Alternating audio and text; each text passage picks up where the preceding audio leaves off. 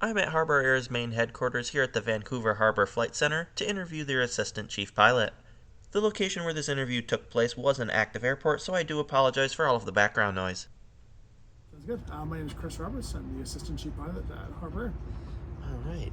Um, so how do you manage a fleet of 4 to 5 different aircraft? You got the Cessna 208s, you got the de Havilland 23s, and the Twin Otters on floats and on the wheeled operations. Yeah, definitely an interesting mix of aircraft to work with. Like I said, the wheeled and floats makes it different, as well as from two different manufacturers. So, for the most part, same training components. Not a whole lot, other than the fact that the Twin Otters and the Caravans that have gone G1000 panels, which is quite different than the steam gauges in the single otter, the DHC3 and then Beaver. Yeah, they're mostly similar enough in their flying characteristics that the training operations of is fairly similar. Okay. So the wheeled operations is kind of a new component to Harbour Air. How do these operations kind of differ, regulation and certification wise? Yeah, regulations. Definitely the ground operations side was very new to us. We have a lot of pilots that fly our Twin Otter fleet that have been floatplane pilots for 25 years. Myself, I hadn't flown a wheeled plane in about 10 years when we started the wheeled operations. So that was a lot of fun for some seaplane pilots to go back and relearn about airport operations, where all the colored lines on the runways mean. Mm-hmm. But the aircraft handling, very similar. Regulations, a little bit different regulations set around airport operations, but the flying is very similar. So what things, maintenance and upkeep wise you have to look for on the seaplanes that aren't found on your wheeled operations? Yeah, so with seaplane on maintenance, a lot of it comes down to the corrosion in the saltwater environment. We do a lot of preventative washing of airplanes that's not really required on wheeled operations. So all these planes, you can actually hear them. One of them is being washed right now. So that happens. Every airplane is washed, full washed once a week, and then rinsed every night. And that's purely just to reduce the amount of salt accruing on the airframe. And then the engines also get compressor washes far more frequently than they would get in a wheeled operation, just again due to inhaling salty air all day, every day. Okay. So on the wheeled operations, you put the chocks in, you shut the door, you turn off I guess for some planes don't have a key, but for some of these small planes they do physically have a key. But what do you need to keep in mind for the seaplanes given the constant motion of, the water and the harbor when they sit at the docks overnight? Yeah, so overnight we tie a lot more ropes to the planes. Docked on the dock right now, they probably have 2 or 3 lines attaching them from the aircraft to the dock. Overnight that goes up to 6 or 7 or 8 depending on what kind of weather we're forecasting. If we have a large winter storm coming through, I've got probably 8 lines securing that plane down to the dock at night. Okay. I know you kind of just mentioned winter. Does the harbor freeze at all? It does not. It does not. On the coldest days, you might get a little bit of slush on the top because it's a little bit brackish water here, but being predominantly salt water, the harbor won't freeze. We deal with a little bit at the YVR base because that's a freshwater river. So we have a limit there. Basically, when we start seeing slush come down the river there, we stop operations due to that's airframe icing. Essentially, the water spray from the floats is going back and hitting the horizontal tail. So you can actually adhere to the tail. Yeah, that's not good. So what happens to the planes when something on the floats needs to be fixed or looked at? Does that all happen in the water, or do you need to pull them out to do some of that? For the most part, they can do it in the water. We have a maintenance facility here. It's got floating motorized work platforms. They can motor around and repair most of the things to do with the floats in the water. Occasionally, if there's a hole, then maybe they went to a dock that had hardware sticking out and punched a hole in the water. So I punched a hole in the float. That can sometimes necessitate going to YVR, where we have our main out-of-water base. And you see some neat videos of the plane's driving up the ramp, and then this little half pickup truck picks them up, pulls them out of the water, and takes them over to the maintenance facility where they can get below the water line to do repairs there. Okay. I know you kind of talked about holes in the floats and other, upkeep. How do you find these things, considering most of it is, under the water? Yeah, absolutely. So in the morning and evening, each of these floats is pumped out by either the pilot or the dock crew, and each float has 9 to 14 compartments, individual compartments, with an individual pump out. So the dock hands will pump them out, and if there's a more than nominal amount of water, they'll talk to maintenance, and maintenance will come remove the inspection panel. Okay. So they'll come take a look inside. All right. I know this is kind of probably a stupid question, but with every plane before takeoff and after takeoff, you have walk-arounds. Obviously, you can't really walk on the water, so Yeah. what happens for the non-dock side of the aircraft? How do the pilots visually inspect that before and after takeoff? So we don't actually do it before and after each takeoff, because we're doing so many flights a day. Like we're doing low number 4, high number 14 legs a day. Wow. So you're not actually inspecting before and after every takeoff, but you're doing your daily inspection before the day and then at the end of the day. Okay. But that's the question I get. You just go through the cabin and stand on the outside float, and you can get a pretty good view of the other side of the aircraft. And if there's anything of concern, then you grab one of the motorized platforms and go around to the far side of the plane on the platform. Okay. What is the most challenging airport, personally, that you fly into? It's challenging. It can be, something you've flown into on a charter, or even, one of the scheduled ones.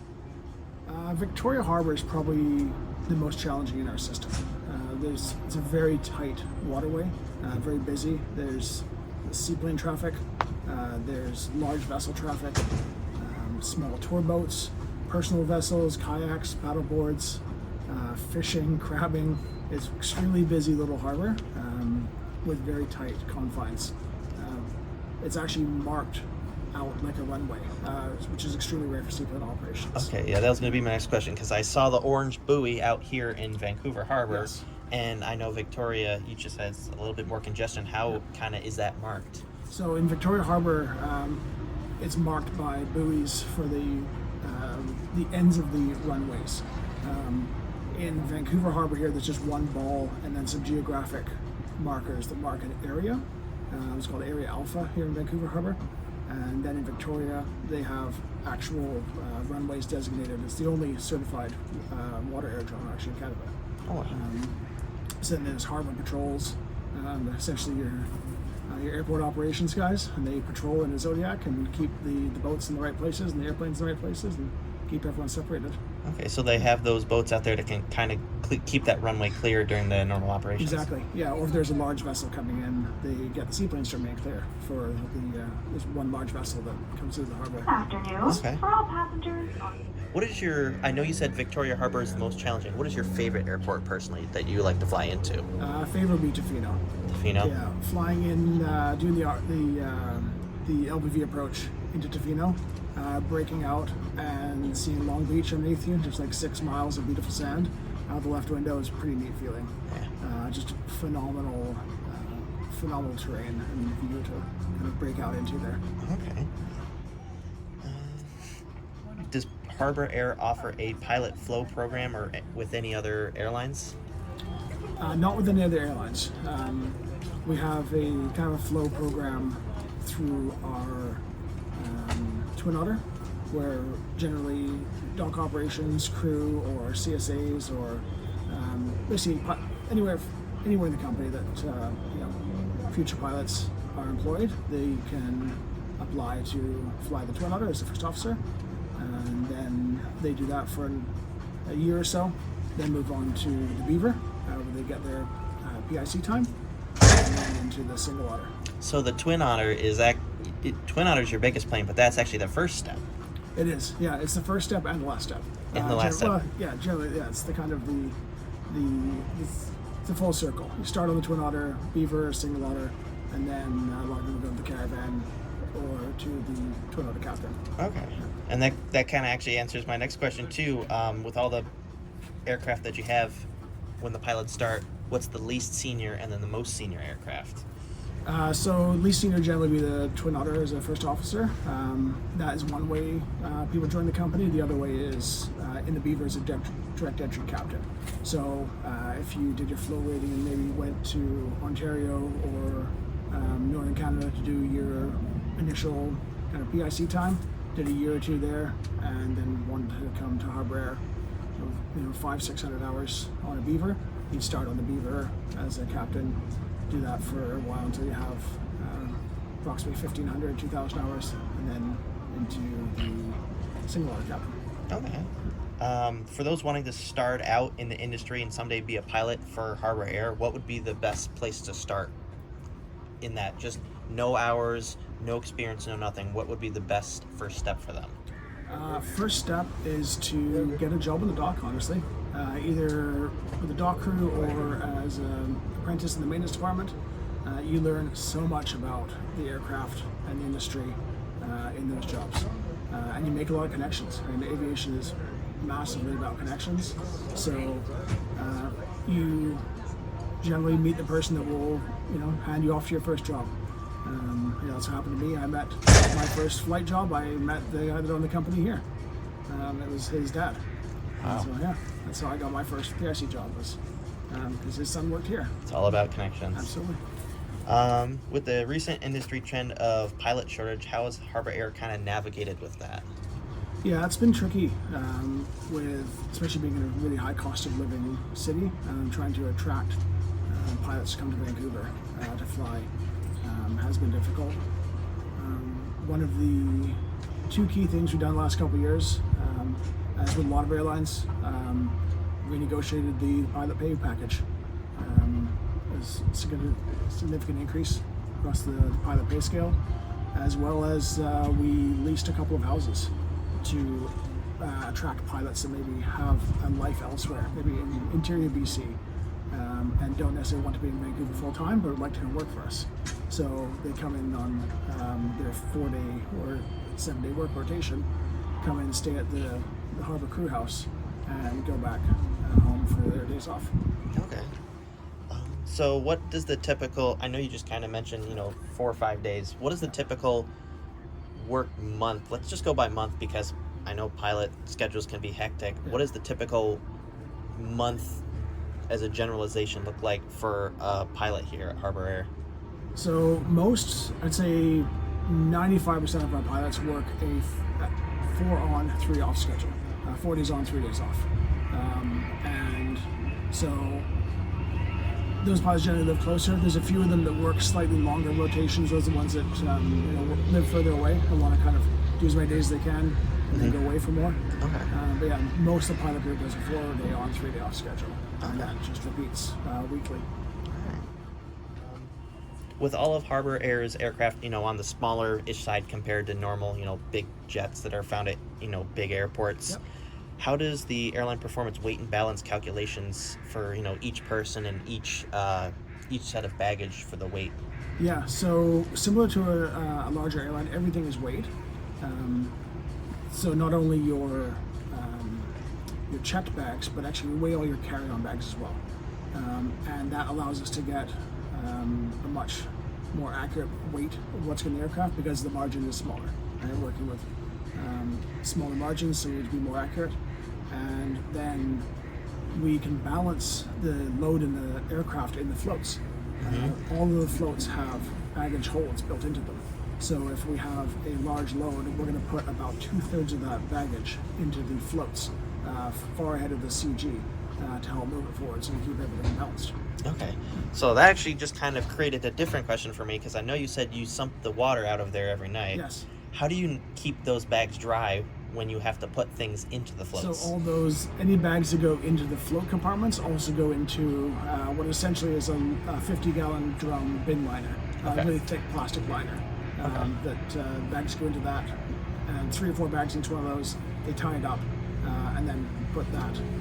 Okay, so they're not bag of bags into the compartment. they're not just letting the bags go for swims in the float. No. No. So, what are the benefits and challenges of operating various, fleet types between land and sea?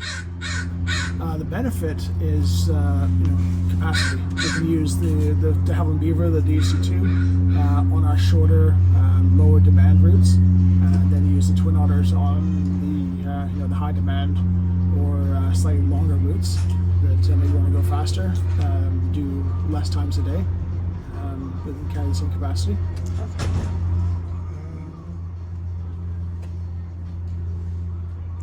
Have you personally flown all of the aircraft fleet types in your operation here at Harbour Air? Yeah, everything except the E-plane. Everything except the E-plane. Have you done the wheeled ones as well? Yep. The wheeled planes?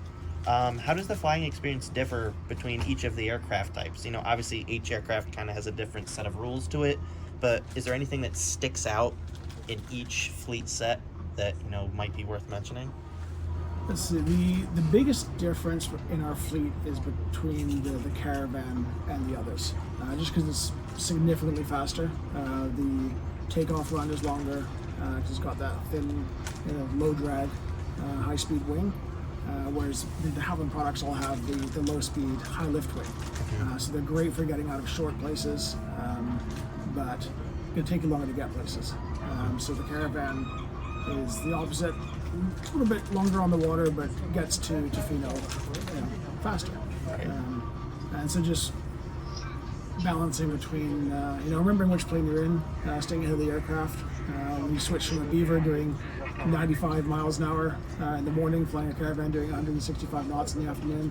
So things happen a little bit faster. So you gotta, Is there kind of a learning curve when you go from, obviously you've flown all the types, but is there kind of like a, oh crap, I'm in a different aircraft moment whenever you have that huge step from the 90 to the 165 knot?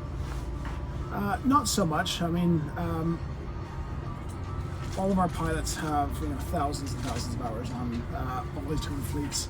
If you're a seaplane pilot, you spend your entire career on Beavers, Single Otters, Twin Otters. So switching them is like changing shoes. Okay.